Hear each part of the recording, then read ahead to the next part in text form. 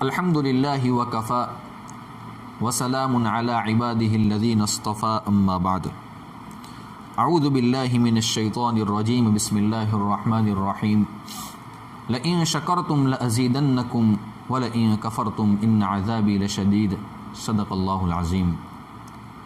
معزز سامعین، ہمارے گھر کی خواتین اکثر ایک غلطی کیا کرتی ہیں، ہم ان کو توجہ دلائیں۔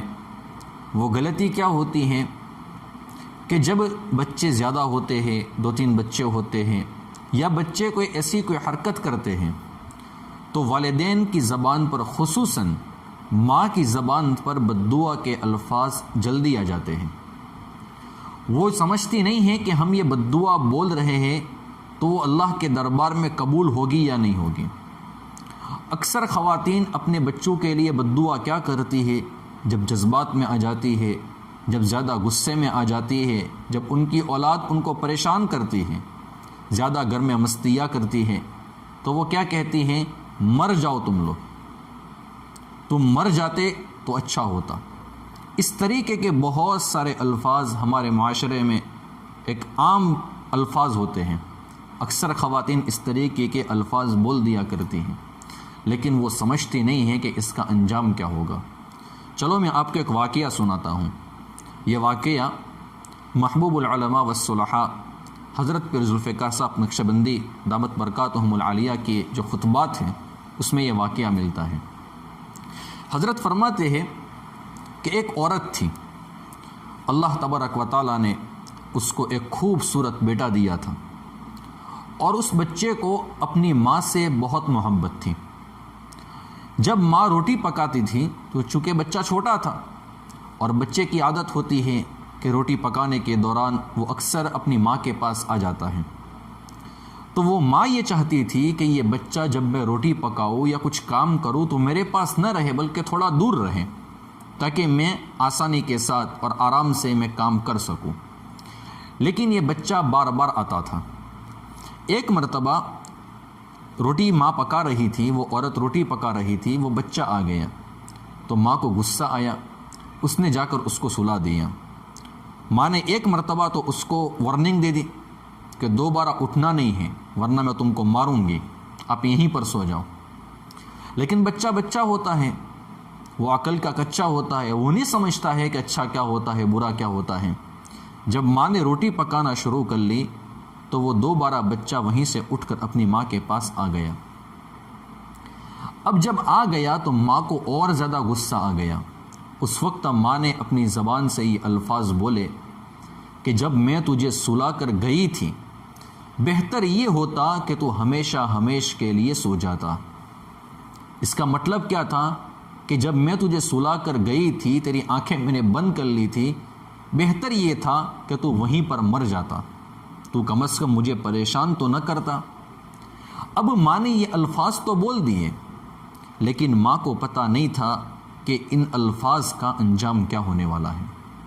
اللہ تبارک و تعالیٰ اس وقت جلال میں تھے، اللہ تبارک و تعالیٰ نے اس کی بددعا کو قبول تو کر لیا، لیکن اسی وقت اس بچے کو اللہ نے موت نہیں دی۔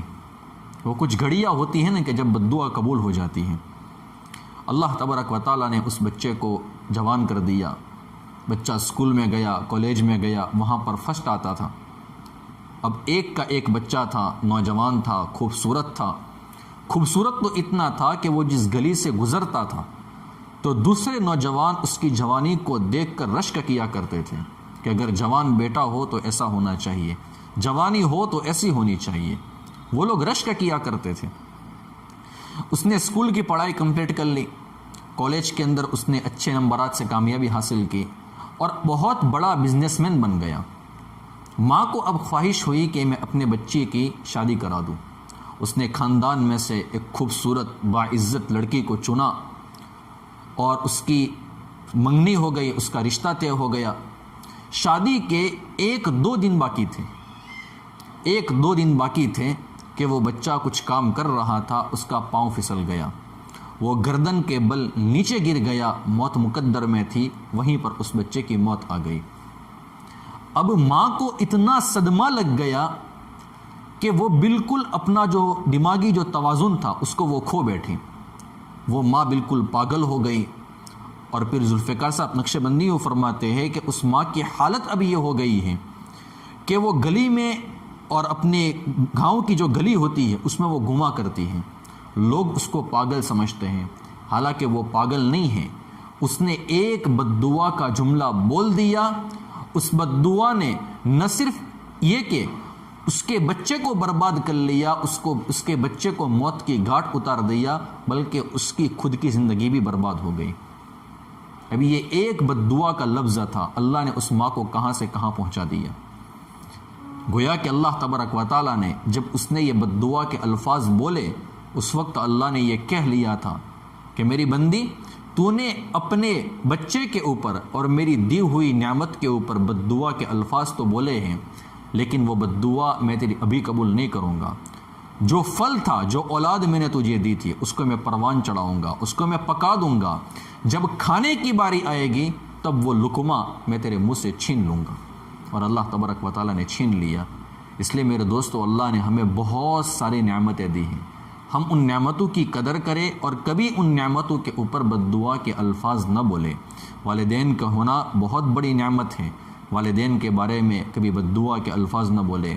والدین کو چاہیے کہ اولاد ان کے لیے نعمت ہے، اپنی اولاد کو کبھی بد دعا کے الفاظ نہ بولے۔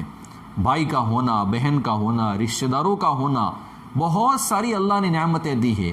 یہ نعمتیں ہمیں اللہ تبارک و تعالیٰ کی قرب حاصل کرنے کا ذریعہ بننی چاہیے، اللہ تبارک و تعالیٰ سے ہمیں دور کرنے کا ذریعہ نہیں بننی چاہیے۔